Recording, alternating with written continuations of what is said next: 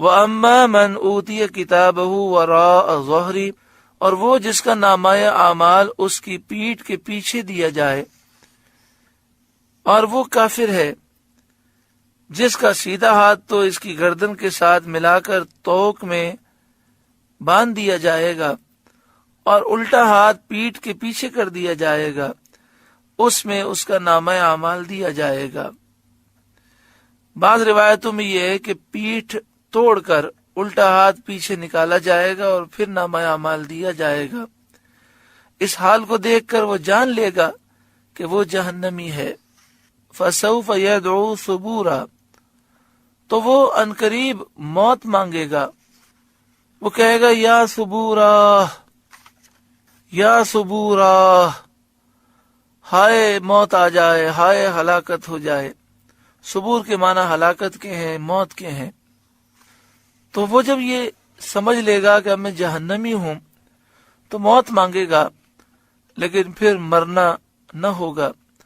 وَيَصْلَىٰ سَعِيرًا، اور بھڑکتی آگ میں وہ جائے گا۔ إِنَّهُ كَانَ فِي أَهْلِهِ مَسْرُورًا، بے شک وہ اپنے گھر میں خوش تھا، یعنی دنیا کے اندر وہ خوش تھا، اپنی خواہشوں میں خوش تھا، شہوتوں میں خوش تھا، تکبر کرنے والا تھا، مغرور تھا، دنیا کی زندگی اس نے گناہوں میں بسر کی۔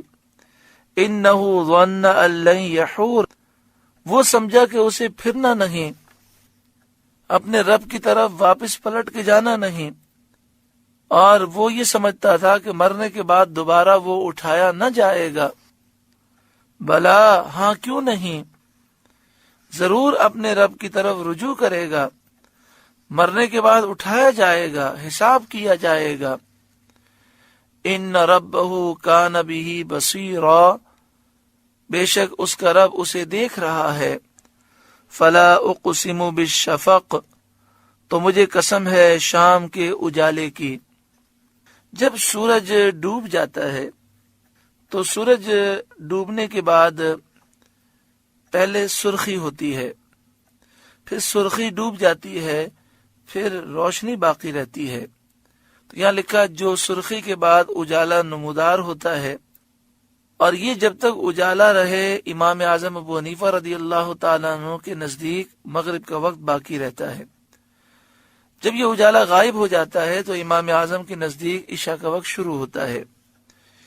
یہی قول کثیر صحابہ کا ہے، اور بعض علماء شفق سے سرخی مراد لیتے ہیں، یعنی سورج ڈوبنے کے بعد آسمان کے کنارے پر جو سرخی باقی رہتی ہے اسے وہ شفق کہتے ہیں، اور جب وہ سرخی ختم ہو جاتی ہے تو وہ یہ خیال کرتے ہیں کہ مغرب کا وقت ختم ہو جاتا ہے۔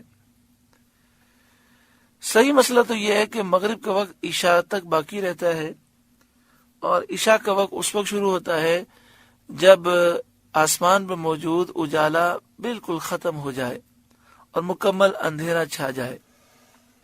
لیکن مغرب کی نماز میں ہمیں جلدی کرنی چاہیے اور کوشش کرنی چاہیے کہ جتنا جلد ہو سکے پڑھیں، کہ تاخیر جو ہے یہ مکروہ ہے۔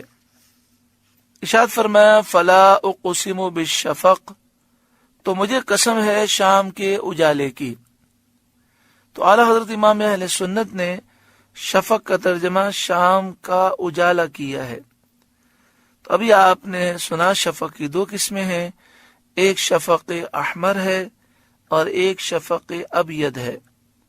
شفق احمر اس سرخی کو کہتے ہیں جو سورج ڈوبنے کے بعد آسمان کے کناروں پر باقی رہتی ہے، اور جب وہ ختم ہو جاتی ہے تو جو اجالا باقی رہتا ہے اسے شفق ابید کہتے ہیں۔ تو مجھے قسم ہے شام کے اجالے کی، واللیل وما وسق، اور رات کی قسم اور جو چیزیں اس میں جمع ہوتی ہیں اس کی قسم۔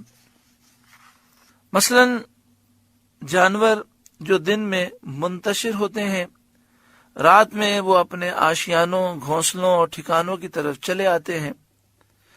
اسی طرح رات میں اندھیرا ہوتا ہے، تاریکی ہوتی ہے، ستارے ظاہر ہوتے ہیں، اور ان اعمال کے جو شب میں کیے جاتے ہیں، مثلا تہجد، تو رات میں تہجد پڑھی جاتی ہے، نیک اعمال کیے جاتے ہیں، ستارے روشن ہوتے ہیں، تاریکی چھائی ہوتی ہے، اور جانور جو دن بھر میں منتشر ہوتے ہیں اپنے گھونسلوں میں، اپنے آشیانوں میں، اپنے غاروں میں، اپنے ٹھکانوں میں وہ پہنچ جاتے ہیں. ان سب کا یہاں پر ذکر فرمایا گیا.